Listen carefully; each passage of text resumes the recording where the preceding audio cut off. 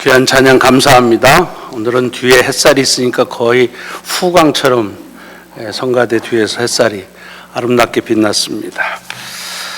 하나님께서 우리에게 주시는 말씀 하나하나 찾아서 눈으로 보시고 귀로 들으면서 말씀과의 만남을 갖습니다.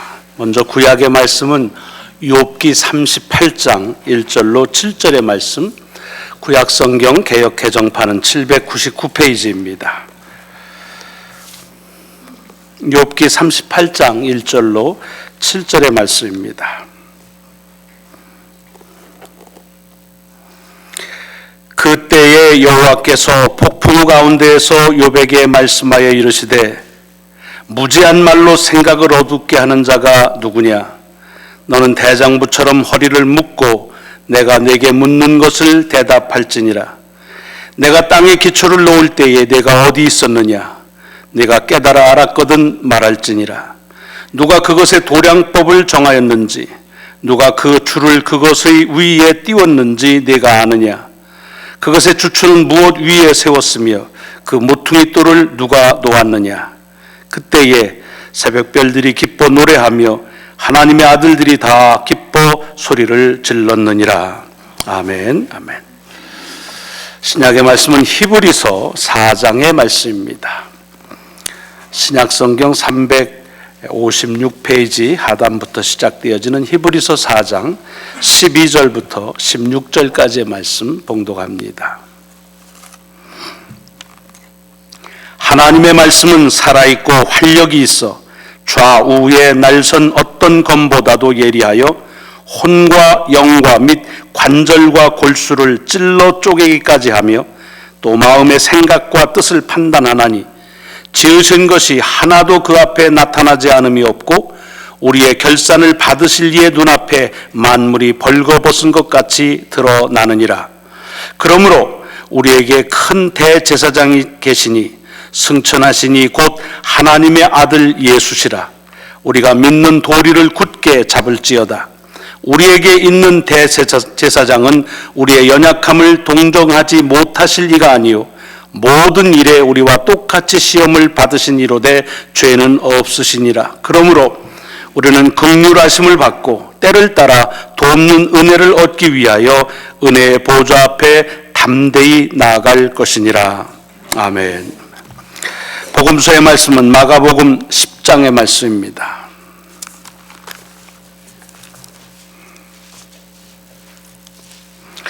(71페이지) 마가복음 10장 17절로 27절까지의 말씀을 봉독하겠습니다. 예수께서 길에 나가실새 한 사람이 달려와서 꿇어앉아 묻자오되 선한 선생님이여 내가 무엇을 하여야 영생을 얻으리이까? 예수께서 이르시되 내가 어찌하여 나를 선하다 일컫느냐? 하나님 한 분 외에는 선한 이가 없느니라. 내가 계명을 안 하니 살인하지 말라, 간음하지 말라, 도둑질하지 말라, 거짓 증언하지 말라, 속여 빼앗지 말라, 내 부모를 공경하라 하였느니라. 그가 여짜오되 선생님이여 이것은 내가 어려서부터 다 지켰나이다. 예수께서 그를 보시고 사랑하사 이르시되 내게 아직도 한 가지 부족한 것이 있으니 가서 내게 있는 것을 다 팔아 가난한 자들에게 주라. 그리하면 하늘에서 보화가 내게 있으리라. 그리고 와서 나를 따르라 하시니 그 사람은 재물이 많은 고로 이 말씀으로 인하여 슬픈 기색을 띠고 근심하며 가니라. 예수께서 둘러보시고 제자들에게 이르시되 재물이 있는 자는 하나님의 나라에 들어가기가 심히 어렵도다 하시니 제자들이 그 말씀에 놀라는지라. 예수께서 다시 대답하여 이르시되 얘들아 하나님의 나라에 들어가기가 얼마나 어려운지 낙타가 바늘귀로 나가는 것이 부자가 하나님의 나라에 들어가는 것보다 쉬우니라 하시니 제자들이 매우 놀라 서로 말하되 그런즉 누가 구원을 얻을 수 있는가 하니 예수께서 그들을 보시며 이르시되 사람으로는 할 수 없으되 하나님으로는 그렇게 아니하니 하나님으로서는 다 할 수 있느니라. 아멘, 아멘. 오늘 우리에게 허락하신 하나님의 말씀이 한 주간 여러분의 삶을 보듬으시고 인도하시는 능력이 되시기를 주의 이름으로 축원합니다. 축원합니다. 말씀에 대한 능력을 믿으셔야 합니다. 이제부터는 그 말씀을 설명을 드리는 거지, 말씀은 말씀 자체의 능력이 있음을, 아멘은 나에 대한 나하고 똑같습니다가 아니라 그렇게 되기를 바랍니다는 화답입니다. 여러분, 살면서 사람 중에 부러운 사람이 있지요. 난 아무도 부럽지 않다, 그런 사람이 부럽지요. 근데 아마 대개 부러운 사람이 있을 겁니다. 어떤 사람이 부러우냐? 객관적인 그런 기준은 없습니다. 대개는 내게 부족한 것을 가지고 있는 사람들이 대개는 부러움의 대상이죠. 돈이 없는 사람은 돈이 많은 사람이 부럽죠. 인생이 돈 별거 아니다 그러는데, 제가 한번 돈을 잃어버리니까 별거더라고요. 그러니까 돈이 어떨 때는 참 부러움의 대상이 됩니다. 또 이런저런 사회의 조직 속에 치우치고, 또 우리 소위 속칭으로 빼기 없이 살아가는 사람들한테는 권력, 이런 것들이 좋은 부러움의 대상이 됩니다. 어떤 능력을 가졌다, 권한을 가졌다 하는 것이 많은 사람들에게 부러움이 대상이 돼서, 그래서 이 이민사회도 보면은 돈을 조금 벌면 어떻게 해서든지 그 권력을 좀 가지려고 애를 쓰시는 분들을 주변에서 보게 됩니다. 그런가 하면 또 약하신 분들은 뭐니 해도 건강이야, 그런 분들 계시죠. 체력이, 젊음이 좋아, 그리고 내가 나이가 들었지만 끄떡없어, 이런 것들. 그래서 연약한 이들에게는 이 건강한 것이 좋은 부러움의 대상이 됩니다. 신앙인들에겐 누가 좋은 부러움일까요? 잘 믿는 사람. 잘 믿는다는 게 자기 고집이 아니라 정말 하나님의 말씀대로, 하나님의 말씀이 오른쪽이면 오른쪽으로 가고 왼쪽이면 왼쪽으로 가고, 그렇게 아주 플렉시블한, 그래서 하나님의 이끄시는 대로 자유롭게 그렇게 인도함을 받는 그런 신앙의 모습을 보면 참 부럽지요. 요즘에는 이런 부러운 사람들을 스펙이 좋다 그럽니다. 그래서 여러 사람들이 부러워하는 것들을, 근데 좀 안타까운 건 그런 것들을 객관적인 기준으로 놓고 사람들을 보니까 좀 문제입니다. 이런 사람이어야만 된다 하고 있지도 않은 객관적인 그런 기준을 가지고 사람들을 덜 볶아냅니다. 그것은 옳지 않습니다. 그러나 여전히 우리 속에 부러운 마음을 갖고 사는 것은 틀림이 없습니다. 오늘 본문에 나오는 예수님을 찾아온 사람이 그런 의미에서 보면 정말 스펙이 좋은 사람입니다. 정말로 부러운 사람입니다. 보세요. 여기 보면 이 사람이 누군지 여기와 마가복음, 누가복음에 쭉 다 나오는데, 거기 보면은 이 사람은, 오늘 본문에 보면은 돈이 많은 거예요. 얼마나 많으면 네 돈을 다 재산을 남에게 줘라. 여러분, 돈이 얼마 없으면 가질 거 주나 가지고 있으나 비슷합니다. 미국 사람들의 67%가 은행 잔고가 1,000불 미만이랍니다. 1,000불 미만이 67%예요. 그러니까 여러분이 1,000불 이상 가지면 적어도 미국의 3분의 1 이상의 수준을 살고 있는 겁니다. 돈이 별로 없으면은 전 재산 주라 마라 별로 그렇게 안 합니다. 근데 돈이 많으니까 근심했다. 얼마나 많으면. 그러니까 돈이 많은 사람, 재력이 있습니다. 또 마태복음을 보면 이 사람을 관리라 그럽니다. 권한을 가진 사람, 능력이 있는 사람입니다. 어떤 스테이터스를 가지고 있는 사람입니다. 돈도 있고 권한도 있지요. 그리고 누가복음에 보면 이 사람은 청년이라고 되어 있습니다. 젊다는 말은 그 연령이 언제인지 모르지만 적어도 그 속에서 풍겨 나오는 그런 뉘앙스는 뭡니까? 건강하다, 그런 말이죠. 체력도 됩니다. 게다가 이 사람은 어렸을 적부터 하나님의 말씀을 다 지켰다는 겁니다. 영적으로도 흠잡을 데가 없는 사람, 이런 사람입니다. 그러니까 정말 모범 중에 모범이지요. 그래서 보면 주님께서요, 사랑하시는 눈으로 봤습니다. 주님이 사랑하는 눈으로 본 사람이 많지 않습니다. 제가 아는 한 복음서에 나오는 사람 중에 주님을 만난 다음은 많이 달라졌지만 주님을 만나러 온 사람 중에는 가장 스펙이 좋은 사람입니다. 이런 사람이 없었습니다. 부자이면 좀 꼬이는 마음을 갖거나 권력이면 삐딱한 마음, 믿음이 좋다고 생각하면 어떻게 비판, 이런 거, 자꾸 부족한 것들이 많은 사람들이었는데 사람은 다 가지고 있습니다. 그리고 뭐라 그러니까 한 가지가 부족하다 그랬습니다. 여러분, 이걸 얘기할 때 만약에 다 소용없어, 이거 안 되면, 이런 뜻이 아니죠. 우리가 누굴 얘기할 때 좋은 사람을 뭐래? 그 사람 다 좋다. 한 가지가 나쁘다. 늘 얘기지만 한 가지 나쁜 건 덮어야 됩니다. 덮어야 돼. 그런 사람이 어디 있어요? 따지고 보면 뭐 수두룩하잖아요. 근데 이 사람 하나가 부족하다는 거예요. 그러니까 이건 뭐 참, 야, 이렇게 살았으면 참 좋겠다 하는 그런 마음을 갖는 사람이 오늘 본문에 나오는 주인공입니다. 그런데 오늘 본문은 이 사람에 대해서 예수님을 만난 다음에 이렇게 자신을 가지고 왔던 사람이 근심하는 마음으로 갑니다. 왜 그랬을까? 이것이 오늘 본문에 주는 1차적인 그런 교훈이지요. 사실은 주님과 이 사람의 가지고 있는 대화를 보면은 포커싱이 잘 안 맞습니다. 아니면 좀 더 정확히 말하자면 이 부자가 질문하는 것에 대해서 그 질문을 주님은 대답하시는 것이 아니라 그 질문을 바꾸라고 하는 도전을 주시는 겁니다. 이 사람이 뭡니까? 지금까지 모르긴 하지만 적어도 부자였고 관리였고 건강하고 그리고 영적으로도 그렇게 모든 율법을 지켰다고 한다는 말은 뭐냐? 굉장히 노력하며 산 사람입니다. 게으르지 않습니다. 뭐든지 노력했고 노력한 만큼 그 성취의 대가를 경험한 사람입니다. 그러니까 그냥 우리가 부러워만 하는 것이 아니라 대개 부러운 사람들 보면 그 사람들이 노력하는 사람들입니다. 그리고 그것을 위해서 아주 정말로 열심히 산 사람들입니다. 그래요. 그러니까 이 사람도 아마 그 대표적인 사람이죠. 근데 중요한 것은 그렇게 노력만 한 사람이 아닙니다. 대개 그러면 이대로만 하고 그리고 좋을 텐데 이 사람이 주님 앞에 나와서 하는 언변이나 그 행동을 보면 진짜 겸손한 사람입니다. 주님을 향해서 선한 선생님이여 그랬습니다. 그건 착하다는 뜻이 아니라 그랬습니다. 성경에 선하다는 말은 온전하다는 뜻입니다. 주님 뭐라고 그래요? 나를 착하다고 하느냐? 선하신 이는 하나님밖에 없다는 게 You are wrong이라는 말이 아닙니다.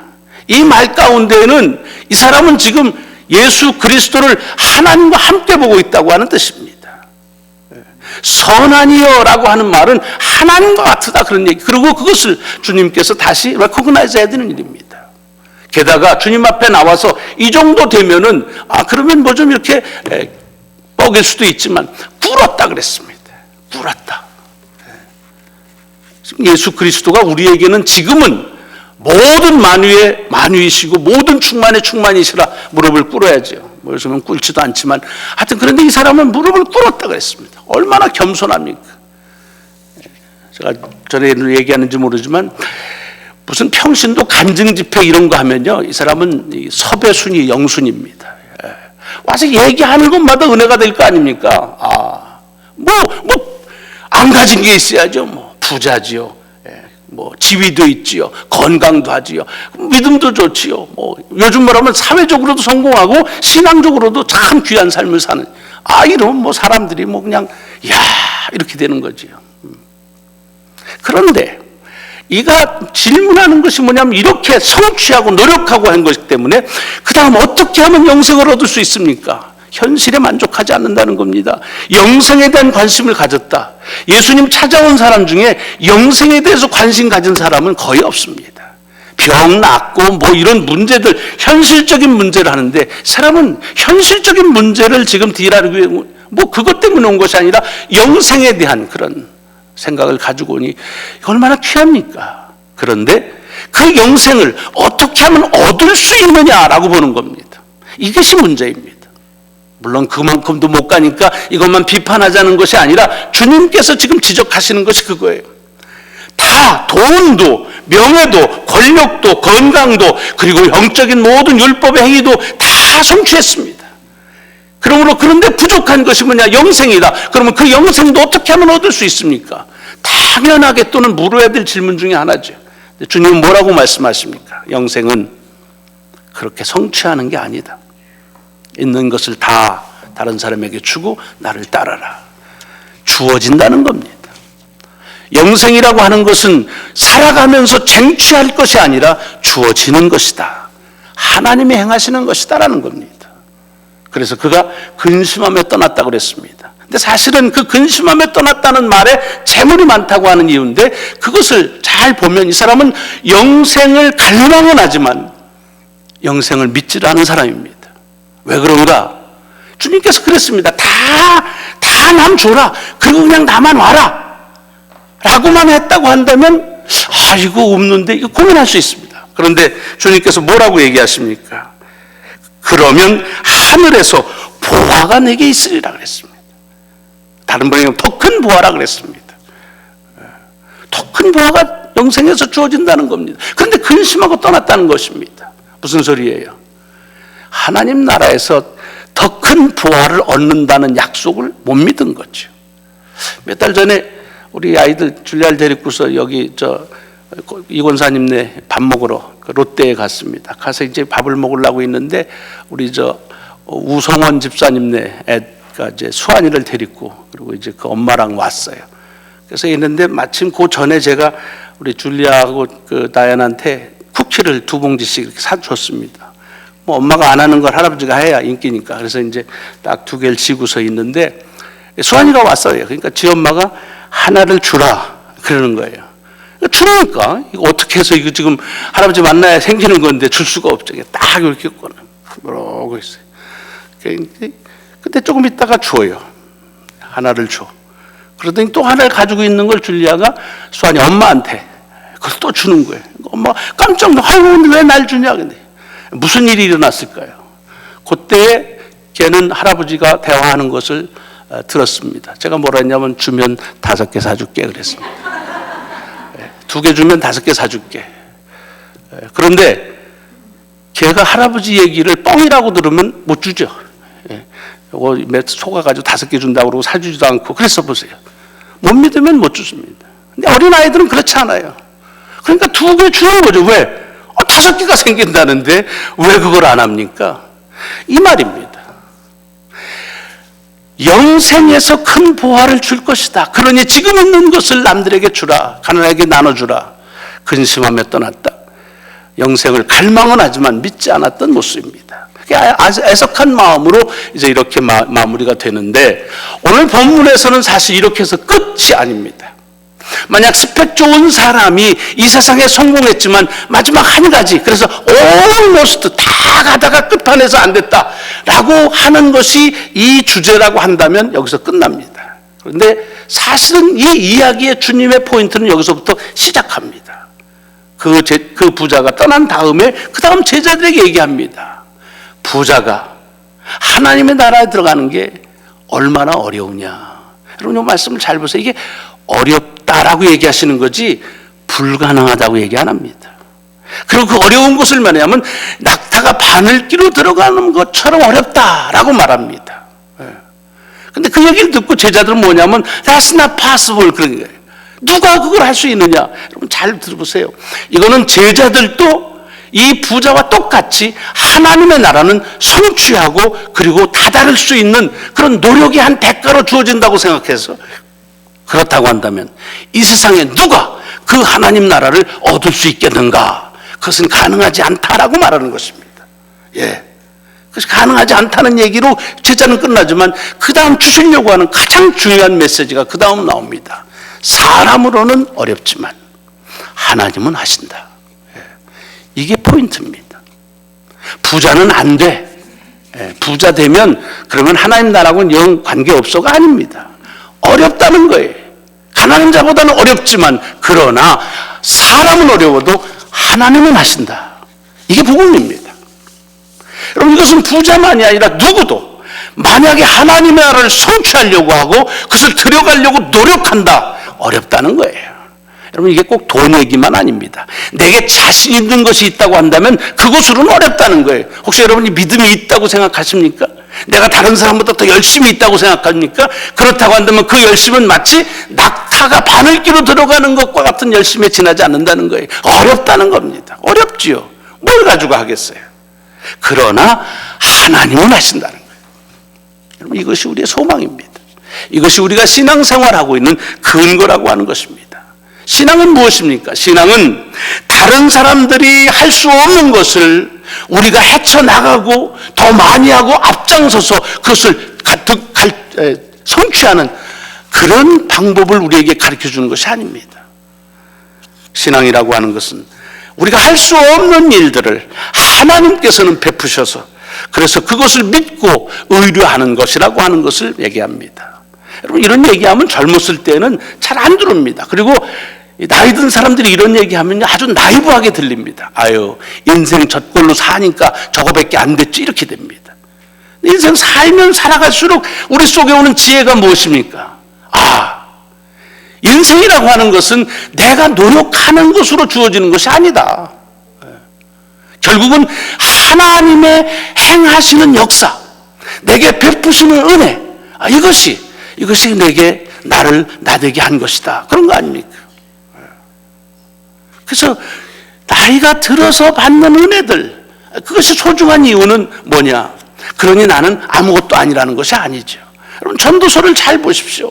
전도서가 귀한 것은 허무하다, 허무주의를 얘기하는 것이 아니라 하나님의 뜻을 알려고 모든 것을 다 해봤지만 사람으로 할 수가 없다, 모른다는 것이 아니에요. 닿을 수가 없는 그런 깊이와 경지를 얘기하는 거예요. 그럼에도 불구하고 하나님은 언제나 나에게 먹을 것을, 마실 것을 주신다. 그러므로 그 일상적으로 오는 하나님의 은혜를 귀하게 여기며 살아가는 것, 이것이 사람이 해야 될 본분이라, 그런 얘기입니다. 같은 얘기지요. 여러분, 살아가면서 왜 힘듭니까? 저나 여러분이라 할 수 없다고 그럴 때 힘듭니다. 뭘 알아야 되는데 알지 못할 때 답답합니다. 사실은 더 중요한 건 내가 왜 사는지, 이 질문에 대한 대답을 못할 때 허무해집니다. 50대 좀 지나면 남자 여자 다 오지만은 무슨 우울증이 뭡니까? 왜 사느냐? 이 대답이 할 수가 없으면 그러면 모든 것들이 헛거가 되는 겁니다. 왜 사는가? 의미가 뭔가 하는 것입니다. 여러분, 이것을 아주 깊이 고뇌한 이가 누굽니까? 오늘 구약에 나오는 욥기의 주인공 욥 아닙니까? 여러분, 욥은요, 왜 내가 이런 고난을 당해야 되느냐는 이 질문은 안 당해도 되는데 왜 당합니까? 억울합니다, 이게 아닙니다. Why me? 이게 그냥 나만 당하는 게 억울합니다가 아닙니다. 욥은 그런 정도의 사람이 아니었습니다. 고난 하나님이 주시니까 나는 받는다는 거예요. 복을 받았는데 하나님 주셔서, 고난도 하나님 주시니까 나는 받는다는 거예요. 그런데 뭐예요? 이 고난의 의미가 뭐냐 이겁니다. 도대체 왜 이 고난을 당하게 하느냐? 그 친구들이 와서 도와주잖아요. 네 죄 때문이 아니냐? 네 자식의 죄 때문이 아니냐? 하나님이 연단하시는 거 아니겠느냐? 여러분, 이 친구의 얘기를 귀담아 들으시라 그랬어요. 조롱하는 거 아닙니다. 그 정도의 친구가 있다고 한다면 그건 굉장히 복받은 존재입니다. 욥의 친구를 귀하게 생각하시오. 왜? 우리는 그의 첫 질문, 네 잘못 때문에 오는 고난이다, 90% 다 거기에 대답이 있습니다. 자, 그렇게 해가지고서 했는데 한만 생각해도 없다는 겁니다. 그런데 그 다음, 그러니까 이 욥의 고민의 딜레마는 뭐냐면 가르쳐만 달라는 거예요. 고난을 피해보겠다는 게 아닙니다. 내가 이 고난 당하는 이유만 가르쳐주면 나는 이 고난이 문제가 아니라 죽어도 좋다고요. 근데 왜 하나님은 가만히 계시느냐 이거예요. 그래서 나중에 보면은 하나님의 말할 수밖에 없도록, 좀 비유법이지만 재판석에 세워가지고 하나님으로 하여금 하나님이 말하지 못하면 안 되게끔 그렇게는 해야겠다, 이런 것이 있습니다. 갈급이지요. 의미에 대한. 여러분, 욥은 이런 사람입니다. 자, 그러고서 하나님이 38장에서 그에게 얘기하십니다. 여러분, 여기 보면 막 혼내는 것처럼 내는데 절대로 그렇지 않습니다. 욥기를 잘 보세요. 하나님은요, 욥에 대해서 침묵하신 이유가 뭐예요? 욥을 믿어요. 욥이 끄떡 없을 것을 믿어요. 그리고서 침묵하시는 거예요. 근데 이게 답답한 거지요. 여러분, 욥을 잘 보면은 부자가 됐을 때 내게 왜 이런 부를 주십니까? 고민하지 않았어요. 이것이 욥에 가지고 있는 한계죠. 우리보다는 훨씬 높지만.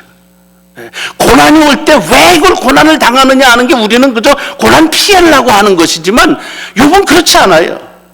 욥은 그 고난의 의미만 알면 좋겠다는 거예요. 근데 욥에게도 부족한 거는 부자로 살 때 그 의미가 뭔지는 묻지 않았었습니다. 그냥 하나님이 주신 것이니까 살았다는 것입니다. 하나님께서 38장부터 길게 말씀하십니다. 뭐라고 그러냐면 왜 이런 일이 일어나는지에 대한 그 이유를 묻는데 거기에 대한 대답을 안 주십니다. 네가 잘못한 게 이거야. 너는 잘못 없어. 사탄이 너를 꼬시려고 해가지고 시험하는 거니까 조금만 견뎌봐. 말씀하지 않으십니다. 다른 고난의 이유를 답하지 않으십니다. 그리고는 또 다른 질문을 하십니다. 그 질문이 뭡니까? 네가 왜 사는지 알지 못해서 고민해. 그럼 이런 건 어떠니? 네가 살고 있는 이 지구, 맨 처음에 내가 질 때 너 어떻게 지는지 아니?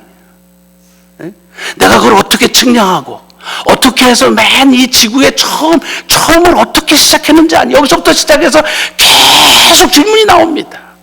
새들이 어떻게 지는지 아니? 바다의 생물들이 어떻게 사는지 아니? 나무가 어떻게 크는지 아니? 수없는 질문이 나오는데 질문의 대답은 하나예요. 몰라요. 모릅니다. 오늘 본문의 7절에 보세요. 여기에 대답도 아닙니다. 모르는 거예요. 어떻게 합니까? 그런데 뭐라고 그래요? 하늘의 천사들과 기뻐했다. 그러냐. 욥이 이런 하나님의 질문 앞에서 깨닫는 거예요. 아하! 고난의 의미를 깨달았다는 것이 아니에요. 뭘 알고 산다고 하는 것이 이것이 내게 있어서는 오만이었습니다. 알지 못하고 사는 거거든요. 살게 하시니까 사는 거거든요. 어떤 분이 그런 얘기 했었어요. 삶의 의미와 보람에 대해서 얘기하는 것도 사치입니다. 아주 절박한 그런 질병에 있는데 살게 하시니까 사는 것, 이것이 복입니다 라고 얘기하는데 그 말입니다. 마지막 고백하는 욥의 고백은 그거예요. 뭐를 얘기하는 겁니까? 내가 뭘 했기 때문에, 내가 뭘 알기 때문에 산다. 그것도 교만이라는 거예요. 스스로 고백하는 겁니다. 그리고서는 하나님 알았습니다. 몰라도 하나님께서 하신 것이라는 사실을 믿고 살겠습니다. 이게 전도서의 말씀이고 욥의 마지막 결론입니다. 욥은 고난에 대한 대답을 주는 책이 아닙니다. 고난을 당했을 때 어떻게 물어야 되는 질문을 하게 하는 것이고, 더 나아가서는 그 고난의 의미가 그것이 축복의 의미처럼 때로는 우리에게 확연해지지 않을 때에도 그것이 하나님께서 오신, 하나님이 행하신 것이니까 그대로 순종하고 살아가는 것이, 그것이 사람의 도리라고 하는 것을 말씀하고 있습니다. 여러분, 신약의 히브리서 똑같은 얘기입니다. 뭐예요? 은혜라고 하는 게 뭐라고 지금 얘기했습니까? 은혜는 내가 필요할 때 갈망해서 하나님으로부터 얻어내는 거라? 아닙니다. 때를 따라 무엇이 필요한지를 아시는 하나님께서 내 때를 따라서 그 은혜를 주시는데, 그 은혜를 주시는 하나님 앞에 우리는 나아가는 것뿐이라는 거예요. 나갈 수가 없는데 긍휼을 베푸셔서 예수 그리스도를 통해서 그 보호자 앞에 나간다. 이것뿐이다. 무슨 소리예요? 내가 알기 때문에 은혜를 쟁취하는 것이 아니라 하나님이 나에게 때를 따라 은혜를 주시는 분이시고 하나님이 하시는 것임을 알고 나는 거기에 맞춰 나갈 뿐이라는 것입니다. 같은 얘기입니다. 내일부터 다니엘 기도회가 시작됩니다. 여러분, 다니엘의 기도는 21일 동안, 세일의 동안 열심히 해가지고 하나님 앞에서 대답을 쟁취한 그런 모델이 아닙니다. 기도하기 시작할 때 이미 다니엘은 몰랐으나 하나님은 대답에 그 기도에 응답을 하셨습니다. 이것이 다니엘의 모델입니다. 이번에 축복에 대한 말씀합니다. 여러분, 특별히 여러분 자신을 축복하신, 이 말씀이 요즘에 계속 주어집니다. 제 자신을 축복하고, 이번 기회에 여러분들에게 하나님의 축복이 임하길 바랍니다. 어떤 사람은 축복이라는 말 잘못 쓴다고 그래요. 복이라고만 써야 됩니다. 우기는 분도 있어요. 그거 우기지 말아요. 축복이라는 말이 신앙적인 말이에요. 왜? 바랄 축자 복이에요. 복은 내가 만들어 주는 게 아닙니다. 받는 거예요. 받는다는 말은 누군가가 주는 거예요. 그래서 그렇게 받기를 바랍니다. 여러분, 복에 대한 얘기할 때 복을 쟁취하시기 바랍니다. 그렇게 얘기 안 해요. 복을 꼭 얻으시기 바랍니다. 아닙니다. 복 받으세요. 그럽니다. 복 받으라는 말은 뭐예요? 누군가 준다는 말 아닙니까? 우리는 그 복 주는 자가 누구라는, 하나님이시라는 거예요. 그러니까 하나님의 주시는 것, 하나님이 하신다. 이것이 우리의 구원, 영생, 은혜, 복, 모든 것들의 주체가 하나님이 하신다는 것입니다.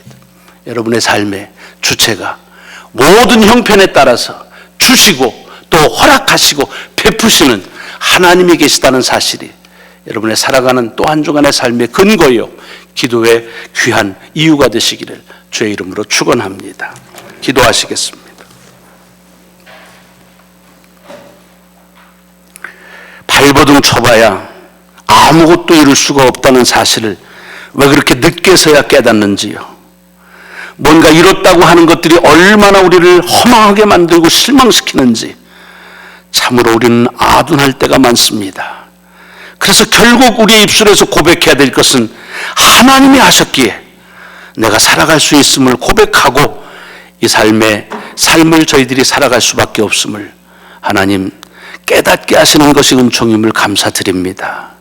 주님, 열심히 진력을 다하지만 그러나 그것을 통해서 내가 은혜를 쟁취하고 축복을 얻어내는 것이 아니라 하나님께서 주실 때, 그리고 하나님이 주시는 자임을 알고 그를 향하여 나아가는 믿음의 여정이 저희들의 신앙과 삶의 여정이 되게 하여 주옵소서.